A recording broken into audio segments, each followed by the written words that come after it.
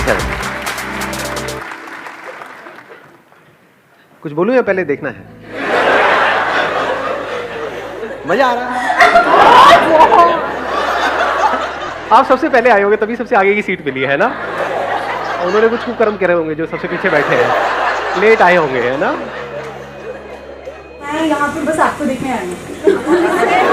तो मैं कुछ ना बोलूं, मतलब आराम से खड़ा रहूं?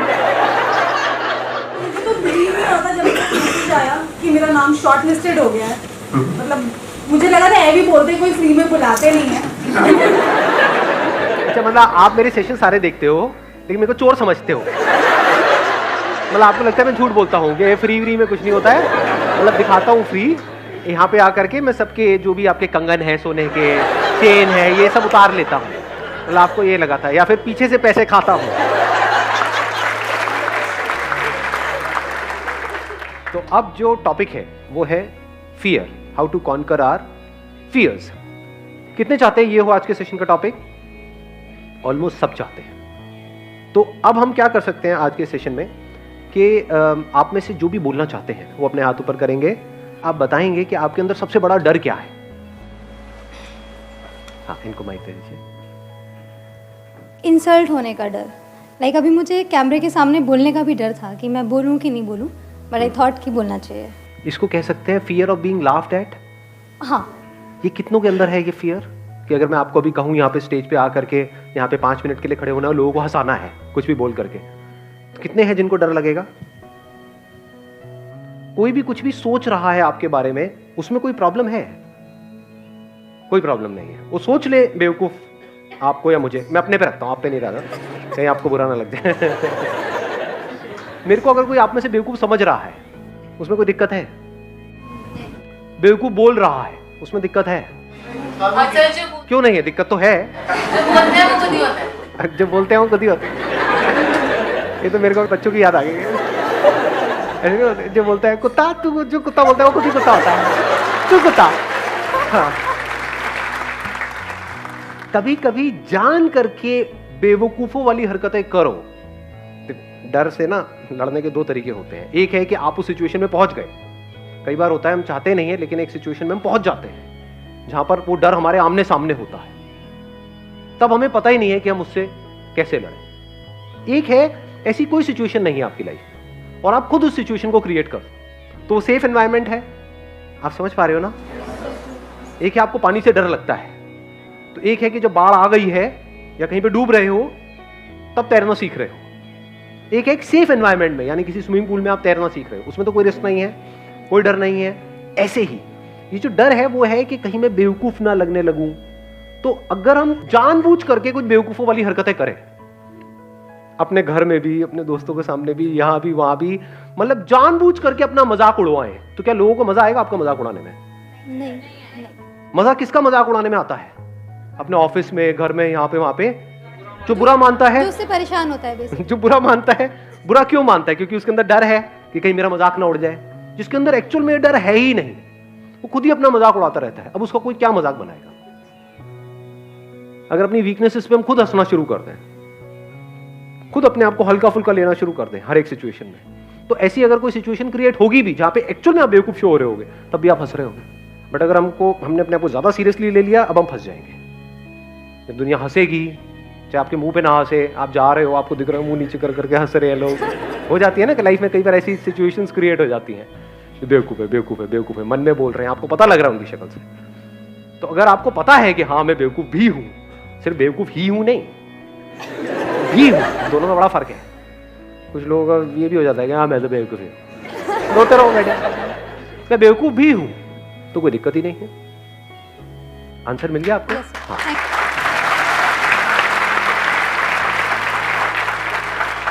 तो प्रैक्टिकली आप कुछ ऐसा करना चाहते हैं यहाँ पे स्टेज पे आकर? नहीं, इतना नहीं है ना, ये सेफ एनवायरनमेंट नहीं है, लाखों लोग इस वीडियो को देखने वाले हैं।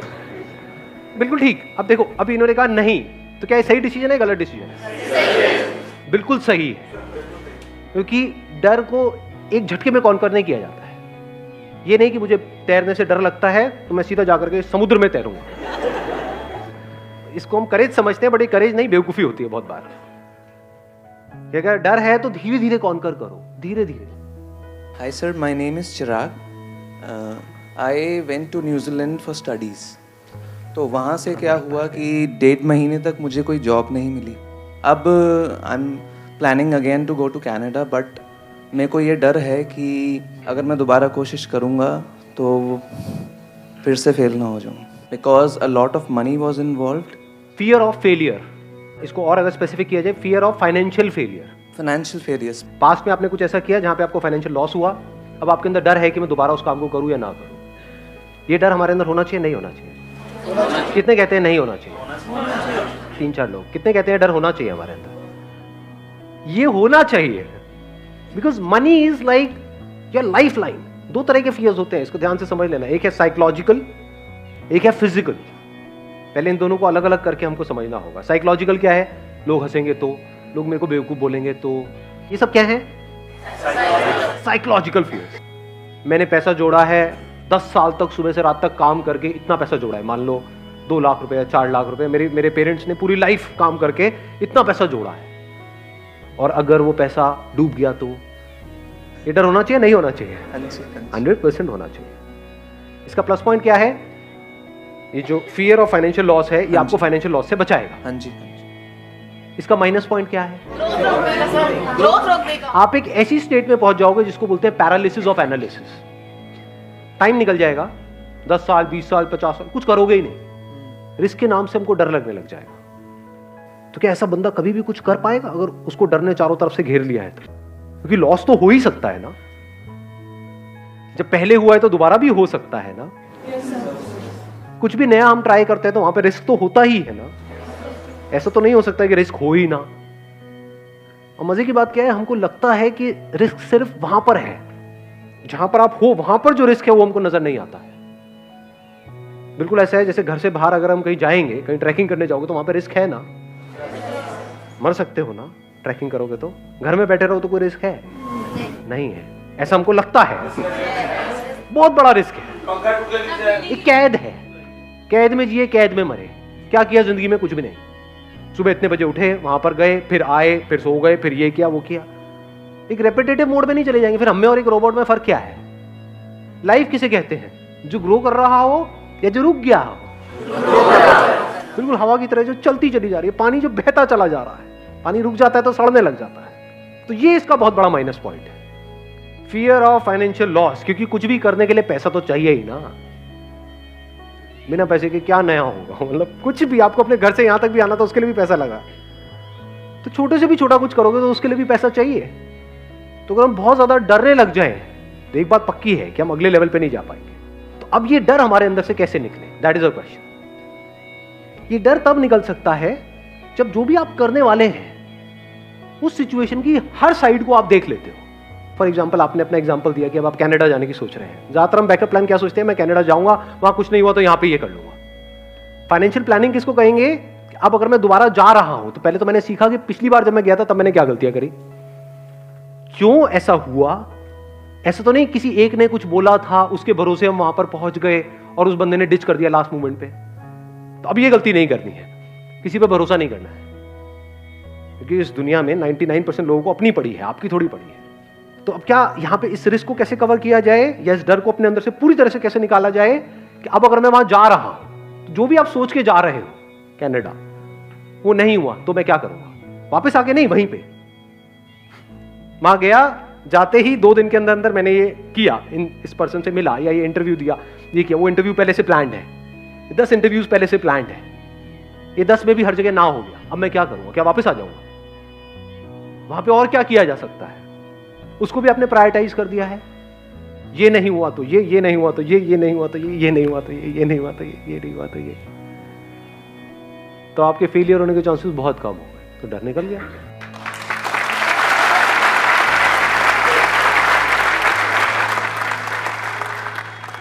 एक टॉपिक जो आपने आज तक बताया मुझे, हाँ, इन पर माइक दे दो।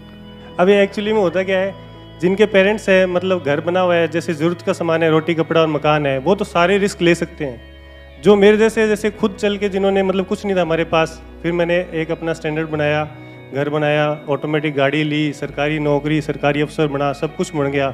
और शादी भी हो गई, वो भी आजकल वो हो गया ना उतनी नहीं, तो वो भी होगी। तो ओवरऑल मतलब आज की नज़र में सबके सामने मैं बहुत सक्सेसफुल हूँ। सब कहते हैं हाँ इसके पास बड़ा घर है, बड़ी गाड़ी है, लेकिन मैं मेरी जॉब से खुश नहीं हूँ। मेरे को मतलब जाना ही पसंद नहीं है, पसंद ही नहीं है मेरे को मेरी जॉब। ये सब आप बोलना चाहते हैं कैमरे में? हाँ कोई दिक्कत नहीं है। अब बात है कि अब मैं खच्चर, मेरे को खुद फील लगे मैं खच्चर हूँ। मैं रोज़ सुबह जाता हूँ 9 बजे, रात को 9 बजे घर आता हूँ, ठीक है, वो पैसा आ रहा है, जितना भी तनख्वाह मिल रही है, सरकारी अफसर है तो तनख्वाह तो फिक्स है, अभी इतनी मिल रही है। तो अब क्या EMI तो जा रही है, गाड़ी की भी जा रही है, घर की भी जा रही है, तो मैं मेरी लाइफ से बोर हो गया, तो मैंने रिज़ाइन कर दिया। रिजाइन कर चुके हो ऑलरेडी? हाँ मैंने रिज़ाइन कर दिया। अच्छा तभी इतना बोल रहे हो आप? क्या यार, मैंने रिज़ाइन कोई कर दिया। दिक्कत नहीं है। हाँ नहीं मैंने रिज़ाइन दे दिया। अब आप समझ सकते हैं एक सरकारी अफसर इतनी बड़ी पोस्ट से रिज़ाइन दे दिया तो घर वाले सब अगेंस्ट हो गए कि तू करेगा क्या, मुझे नहीं पता क्या करना है, मुझे ये जॉब नहीं करनी। मेरे को 1 साल हो गया और अब मेरी हालत हो गई ख़राब क्योंकि वो जो EMI जा रही है वो तो जा रही है, जाहिर है। अब मैं ये कहना चाहता हूँ कि जो अपने सपने हैं, जैसे मेरे को कुछ बड़ा करना है लेकिन वो घर वालों को तो नहीं करना, तो डर ये है कि अब मेरे सपनों के लिए फैमिली के सपने दांव पे लगाए या ना लगाए। सबसे पहले तो let's give a big hand for him.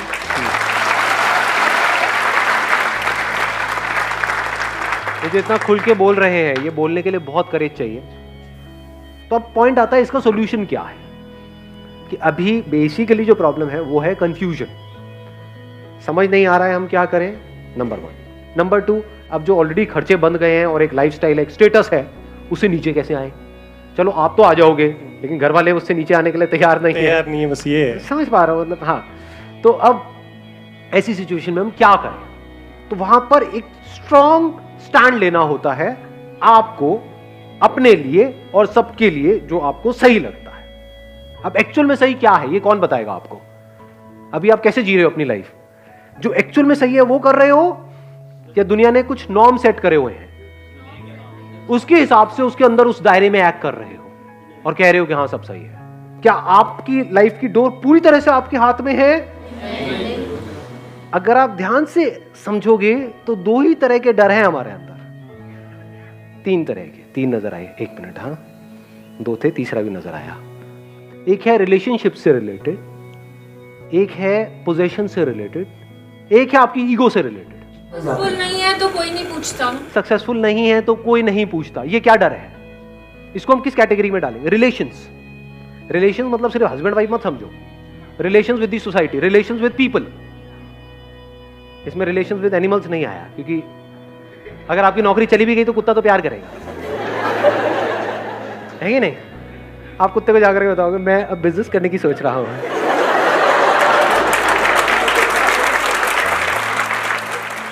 लेकिन अगर किसी और रिलेशन में किसी को बताया तो वो क्या करेंगे? They will not act out of love.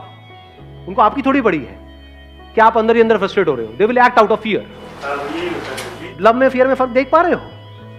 Love हमको आजाद करता है, फियर हमको छोटा बनाता है, सेल्फिश बनाता है। तो अब इसमें क्या करना है कि अगर they are all acting out of fears, तो पहले आपको फियरलेस होना है, तब देयर इज अ पॉसिबिलिटी कि आपके आसपास में जो लोग हैं वो फियरलेस हो सकते हैं। ये जो फियर्स हैं, अगर इसको हम एक एक करके फटाफट से देखें, फियर रिलेटेड टू पोजेशंस, चीजों का डर, चीजों को चले जाने का डर। ये डर कैसे निकलेगा? बिना चीजों के जी के देख लो, 10 दिन 15 दिन। बहुत सारे लोगों के साथ क्या होता है, जब ये चीजें उनसे कोई छीन लेता है तब उनको समझ ही नहीं आता है मैं क्या करूं। तब ज्यादातर लोग ऐसे में या तो बिल्कुल ही अंदर से खत्म हो जाते हैं, डिप्रेशन में चले जाते हैं। ये जो लाइफस्टाइल होता है एक तरह का, उसको खोने का डर कब निकल सकता है? जब आप एक्चुअल में ऐसे जी रहे हो कि आपके पास शायद पैसा बहुत है, लेकिन आप बड़ी से बड़ी गाड़ियों में भी घूम रहे हो और पैदल भी घूम रहे हो, स्कूटर पे भी घूम रहे हो। गाड़ी का मतलब क्या है? चाहे छोटी हो चाहे बड़ी हो, कहीं पहुंचने के लिए है ना। गाड़ी का और एक्चुअल में रोल क्या है? और कोई रोल है? बाकी सब यहां है, साइकोलॉजिकली है कि मेरी गाड़ी तेरी गाड़ी से बड़ी है, उसको क्या, सो व्हाट। मतलब अपनी सेटिस्फैक्शन आप ढूंढ रहे हो औरों की आंखों में, उनको जला करके आपको सेटिस्फैक्शन मिल रही है। होता नहीं है जब नई नई गाड़ी लेते हैं और कोई बाइक पे है उसको ऐसे दिखते हैं, देख गरीब देख। तो क्या करना होगा? ये डर कैसे निकलेगा? अकेले में कम से कम रिसोर्सेज में अपने साथ में टाइम स्पेंड करो। कुछ दिन तक किसी गुरुद्वारे में जाओ, वहां पे जाकर के खाना खाओ, देखो कितना टेस्टी है, फ्री है, है नहीं है? तो आपको ये पता होना चाहिए कि कैसे कम से कम पैसे में या बिना पैसे के भी मैं जी सकता हूं और खुश रह सकता हूं? इतनी अकल होनी चाहिए। इसको और अगर सिंपल करूं, अपने अंदर झांक के देखा मैं किन चीजों पे डिपेंड हूं जिसके बिना मैं फड़फड़ाने लग जाता हूं, किन लोगों पे डिपेंड हूं, हैबिट पड़ जाती है ना एक तरह की, जिनके साथ हम रह रहे होते हैं, चाहे अंदर से लड़ाई झगड़े होते हैं लेकिन आदत पड़ गई है। जैसे फॉर एग्जांपल आपको एडिक्शन है कि भाई डेली मेरा ये फ्रेंड है, मेरे को उसके साथ में टाइम स्पेंड करना ही करना है। एक फ्रेंड सर्कल बन जाता है, एक मिनट सुनना, एक फ्रेंड सर्कल बन जाता है 5-7 लोगों का, उसमें पता है वो सब मिल करके आपकी ले रहे हैं, मतलब जो भी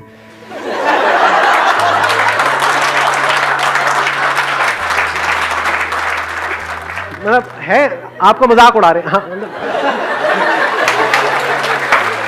ऐसा होता है नहीं होता है? और आपको डर है कि अगर यही तो गिने चुने 4-5 दोस्त हैं मेरी लाइफ में, ये जो भी बोल रहे हैं बोलने दो, और वो लिमिट धीरे धीरे बढ़ाते चले जाते हैं। कई बार ऐसा होता है सारी हदें पार कर जाते हैं। आपके बारे में बोल रहे हैं, आपके माँ बाप के बारे में बोल रहे हैं, वो बंदे सुने चले जा रहे हैं। क्यों? क्योंकि डर है कि इन्होंने मेरे को अपने ग्रुप से निकाल दिया तो मेरा क्या होगा। डर है ना, तो छोड़ दो ना उस ग्रुप को कुछ टाइम के लिए, महीने के लिए, 2 महीने के लिए देखो छोड़ करके, क्या उसके बिना आप जी सकते हो? तो आपके अंदर कॉन्फिडेंस आएगा। अब आप वहां पे स्टैंड ले सकते हो, नहीं तो you will act always out of fear कि मैंने बोला तो कहीं लड़ाई ना हो जाए, कहीं ये ना हो जाए, वो ना हो जाए। डर में किसी के साथ रह रहे हो, ये कोई रहना होता है? डर में कोई आपके साथ रह रहा है, कोई रहना है? रहना है तो प्यार को फाउंडेशन बनाओ ना। प्यार का मतलब क्या होता है? तुझे जो करना है कर, साथ रहना है रह, छोड़ना है छोड़ दे, कल छोड़ना है कल छोड़, अभी छोड़ना है अभी छोड़। कोई और समझ आ जाए तो बहुत बढ़िया है, जाओ। When love is the foundation, तो वहां पर कोई डर नहीं होता। Where there is fear, there is no love. Where there is love, there is absolutely no fear. और कौन सा रह गया? ईगो। अब ये डर कैसे निकलेगा हमारे अंदर से? ईगो क्या होती है? What is ego? नहीं, सिर्फ ये नहीं कि मैं हमेशा सही हूं। कोई बोलता है ना कि मैं तो बिल्कुल ही गलत हूं, मैं तो गया गुजरा हूं, वो भी ईगो है। ईगो हम किसको समझते हैं? मैं ये, मैं वो एरोगेंस है। ईगो का मतलब क्या है? मैं ये हूं, तू वो है, ये ईगो है। जो मुझे तुझसे अलग करती है वो ईगो है। इसकी वजह से मैं सुबह से रात तक अपने आप को औरों से कंपेयर करता रहता हूं, औरों से जेलस होता रहता हूं। हर एक की जड़ क्या है अगर ईगो नहीं है तो? मैं किसी को कुछ भी बोल देता हूं, बट कोई जरा सा मुझे कुछ बोले तो मुझे बुरा लग जाता है। ईगो नहीं तो और क्या है? Unless and until you see it as a fact, absolutely clearly, that this ego is an illusion, it's a myth. ये कोई सच्चाई नहीं है, झूठ है। मैं ये हूं, ये कोई सच्चाई नहीं है, झूठ है ये। जब ये देख लेते हो तो वहां से प्यार की शुरुआत हो जाती है। अब मुझ में और तुझ में कोई फर्क नहीं। जहां पर मैं हूं, ये तू है वो, वहां पर प्यार कहां होगा? प्यार मोहब्बत की बातें होंगी। वो भी तब जब दोनों में से किसी एक को दूसरे से कुछ चाहिए होगा, तब वो बातें शुरू हो जाएंगी। जैसे वो मिल जाएगा उसके बाद में कोई और बातें शुरू हो जाएंगी। ऐसा होता है नहीं होता है?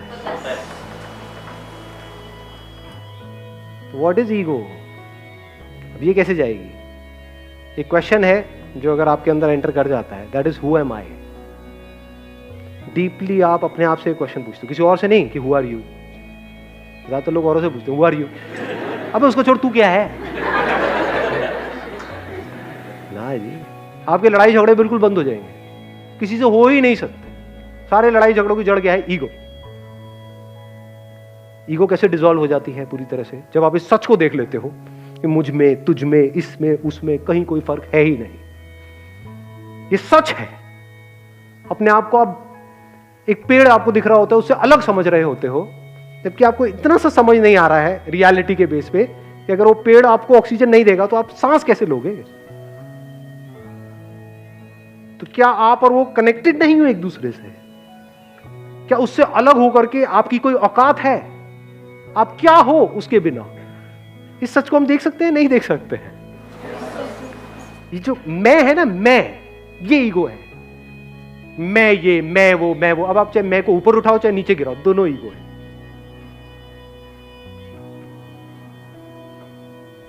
सुबह से रात तक यहीं पे हम जीते हैं, यहीं पे मर जाते हैं। इससे जब आप बाहर निकलते हो तब आपको कुछ नजर आने लग जाता है, तब एक नई दुनिया का रास्ता आपके लिए खुल जाता है, जो इस दुनिया से बिल्कुल अलग है। वहां पर मैं और तू कहीं पर भी नहीं है। जैसे फॉर एग्जाम्पल, मैं एक छोटा सा एग्जाम्पल दूंगा, I am not too sure आप कैसे देखोगे। कभी प्रैक्टिकली 20 मिनट के लिए, आधा घंटे के लिए बैठ करके यहाँ पे इस पे ध्यान लगाना, तो आपको समझ आएगा क्या है। ये जो 2 उंगलियां है ना, ये अलग अलग है, ये अलग है, ये अलग है, बिल्कुल इस तरह से जिसके जैसे आपकी बॉडी और ये बॉडी अलग अलग है। पर जैसे ही इसको हम जोड़ते हैं तो कुछ देर बाद ये एक हो जाती है। यहाँ पे एनर्जी आपको फील होगी, फिर धीरे धीरे वो एनर्जी इतनी तेजी से फ्लो करने लग जाएगी कि उंगलियां फील होनी आपको बंद हो जाएगी। You will not be able to feel your fingers, there be only energy. वो यहां है या वहां है आपको ये तक पता नहीं होगा, यहां वहां गायब हो जाएगा, सिर्फ एनर्जी रह जाएगी।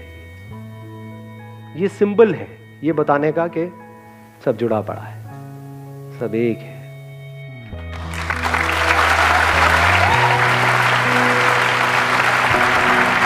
Thank you so much ji.